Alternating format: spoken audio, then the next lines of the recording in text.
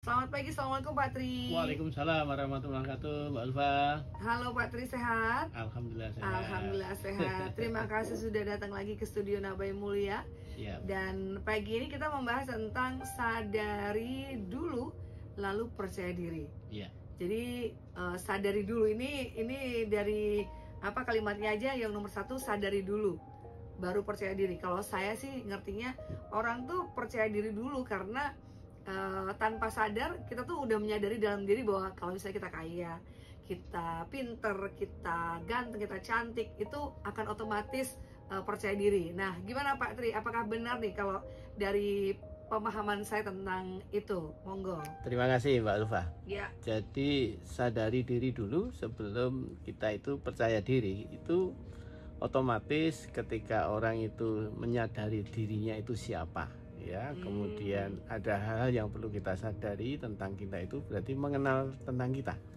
Jadi mengenal diri. Jadi kalau yang kita tidak pernah sadari itu akan menyebabkan, justru bisa menyebabkan orang tidak percaya diri, atau kalau kepercayaan dirinya terlalu tinggi jadi sombong. Oh iya, itu berbahaya. Iya, betul. Jadi ada dua kemungkinan yang ketika kita maunya loncat ke percaya diri, itu bahayanya ke sana. Jadi arogan.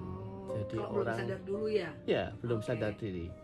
Maka posisi seseorang ketika untuk melangkah itu, dia harus menyadari dirinya itu. Yang pertama itu siapakah dirinya itu yang sesungguhnya. Siapakah harus ini? Sadar ya Pak Tri? Harus sadar, karena seringkali kita tidak menyadari begini Mbak Ulfa. Ada hal-hal yang memang kita punya kelebihan dari satu sisi. Sisi yang lain kita punya keterbatasan. Nah, kita kadang pukul rata. Saya merasa punya kelebihan yang hebat dalam berbagai hal. Padahal itu ada wilayah-wilayah kita itu ada batasnya. Sekalipun kita punya kelebihan. Kelebihan dalam hal apapun, pasti di situ kita tidak boleh sembarangan untuk mengekspresikan. Nah, maka harus tahu batas. Batas diri ini ketika tidak disadari, maka orang akan melampaui batasnya, membuat keonaran ya kepada lingkungan, kepada diri kita juga merusak, kan gitu.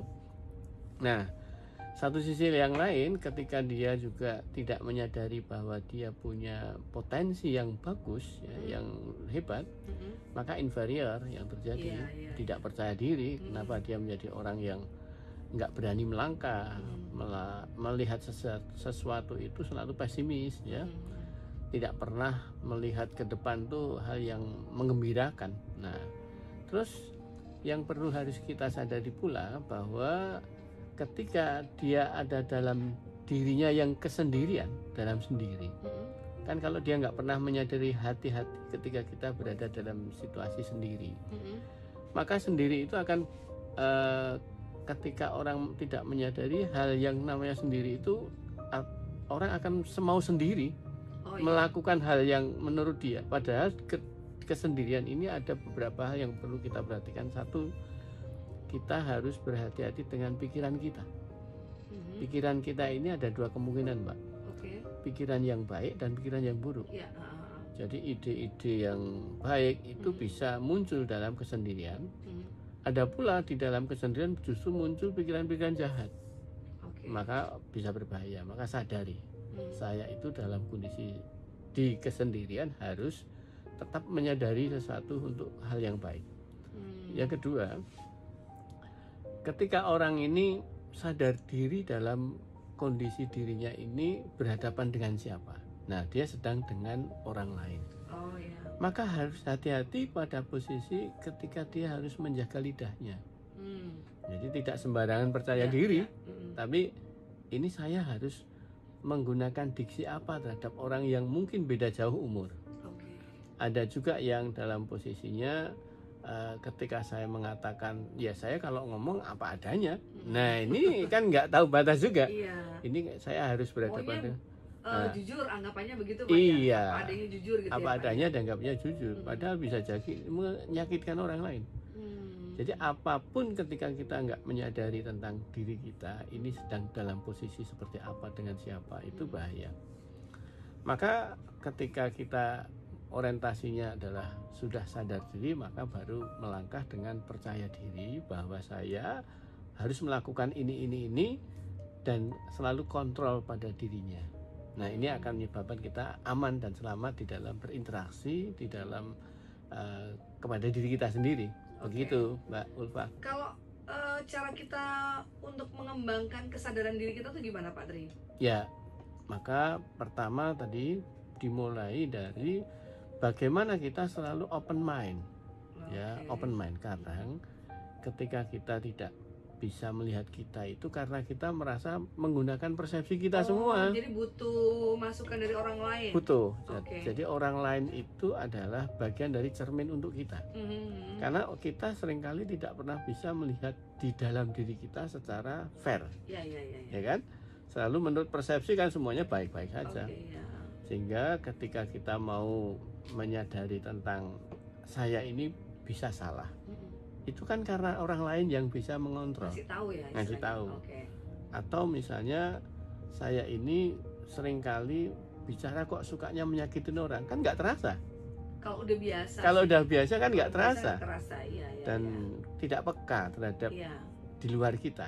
Nah, makanya tadi sesuatu yang ada tidak tergantung hanya pada diri kita, maka open mind. Jadi open mind. Yang kedua adalah kita harus banyak mencari tahu. Seringkali orang merasa tahu segala hal, kita merasa tahu. Maka orang yang udah lagi nggak merasa perlu cari tahu yang lain, nggak perlu. Padahal orang ketika dia merasa paling tahu, sesungguhnya dia orang yang paling tidak tahu. Karena dia merasa tahu itu, jadi dia tidak perlu menambah apa yang dia harus upgrade. Nah, ini kan posisi mengenali diri kan. Nah, tapi bagaimana dengan hal yang lain, sisi lain? Kita harus selalu merasa cukup. Itu dalam hal apa, Pak? Nah, merasa cukup itu adalah segala apa yang kita terima. Tadi kan segala apa yang akan kita cari. Ya. Jadi ketika kita yang diterima ya. Iya, yang diterima. Jadi orientasi di dalam diri ini, ketika kita untuk mencari, untuk mendapatkan, maka kita harus yang bisa lebih luas. Tetapi ketika kita memperoleh apa yang sudah kita peroleh, dapatkan, harus disyukuri dengan merasa cukup. Qanaah orang menyebut, ya kan? Nah, ini kadang orang dicampur aduk yang akhirnya salah memahami. Jadi ketika kita berusaha untuk memperoleh, itu ya sebanyak mungkin yang kita usahakan. Itu nggak boleh juga dianggap kita kemaruk atau ambisius. Tidak. Enggak ya, Pak? Enggak. Itu untuk batasnya gimana, Pak? Nah itu tadi, tahu batas. Tahu batas. Tahu batas kapasitas kita, lalu tahu tujuan apa kita memperoleh itu. Kadang kita seringkali tidak memahami tentang tujuan apa yang kita harus cari tadi. Dapat ilmu. Ilmu itu kan baik. Tetapi tidak semua ilmu harus kita cari. Ya kan? Tahu batas mana ini yang memang dibutuhkan saya. Ada hal yang tidak butuhkan. Tidak harus semuanya, Pak Tri ya. Ya, nanti akhirnya dia masukkan banyak ilmu, bingung dia. Jadi banyak orang itu kebingungan karena kebanyakan ilmu yang dia masukkan, justru mana yang penting buat dirinya, kebutuhannya nggak konsen dia. Nah, makanya penting tahu batas. Batas mana yang dibutuhkan. Dan yang kita mampu atau dibutuhkan aja, Pak? Ya, yang dibutuhkan dan batas kemampuan kita. Kadang ada orang yang tidak tahu batas kemampuan, sehingga dia justru tersungkur ketika dia mencari tadi, karena nggak memperlihatkan bahwa dia itu ada batas ketidakmampuan. Nabrak sana nabrak sini, cara yang diperoleh dengan cara yang salah. Karena orientasinya hanya mendapatkan. Hanya mendapatkan, ya kan? Nggak peduli gimana caranya. Nah, itu kan ada batas-batas. Ini boleh, ini tidak. Ini sesuatu yang mulia, ini tidak mulia. Nah, itu yang koridor kita harus sadari tadi. Maka kalau tadi ketika orang itu memperoleh segala sesuatu harus dipertimbangkan untuk apanya ini penting. Karena untuk apa itu sesuatu tujuan yang kita hendak capai dari apa yang kita cari tadi. Orientasi yang sudah didapatkan nanti untuk apa ini adalah kemanfaatan yang membawa pada diri dan orang lain. Maka visi ini penting untuk memperoleh sesuatu. Nah, yang berikutnya adalah ketika kita sudah memperoleh, ya, makanya terus kita harus sadar diri tentang apa yang kita dapatkan ini membawa manfaat atau justru tidak banyak manfaatnya. Ini untuk supaya nanti tidak membuat kita haus akan apa yang kita cari tadi. Itu perlu bantuan juga nggak kalau tentang memahami dalam hal itu, Pak? Oh, perlu. Ya? Perlu. Jadi kan kita nggak bisa sendiri. Ngerti, kan? Betul. Iya. Sehingga orang yang dia selalu sendiri, apa-apa sendiri, dalam konteksnya begini, dia hidup dari awal dia sudah terbiasa mandiri. Iya. Segalanya diurusi sendiri. Ini bisa berbahaya bagi dirinya ke depan ketika dia justru nggak tahu batas tadi, sehingga nanti orientasi di dalam apa yang dia lakukan ya pokoknya persepsi dirinya lah yang dia gunakan pegangan. Tapi kalau kondisinya begitu gimana, Pak? Emang dia harus apa-apa sendiri, mandiri itu gimana dong? Nah itu dalam konteks untuk kebutuhan dasar nggak masalah. Tetapi ada hal yang sifatnya adalah hidup ini kan tidak pernah harus sendiri saja, tetapi hal-hal yang sifatnya ada interaksi sosial, entah itu keluarga, family gitu ya, atau tetangga, ya teman, itu kan ada interaksi sosial. Maka contoh misalnya tentang orang sakit aja, kenapa kita harus menengok orang sakit? Itu kan tidak berdasarkan menurut saya, tapi ada orientasi-orientasi sosial yang juga orientasi spiritual. Maka kalau hanya pokoknya saya bisa saya lakukan, tidak itu kan itu enggak ini ya, karena ada unsur-unsur hidup yang itu tidak sendiri. Iya betul. Kalau untuk kebutuhan dasar nggak masalah. Ya, Pak Tri, ya? Betul. Jadi yang sifatnya mandiri itu kita harus pisahkan bahwa hal-hal yang sifatnya personal, kebutuhan pokok itu mandiri.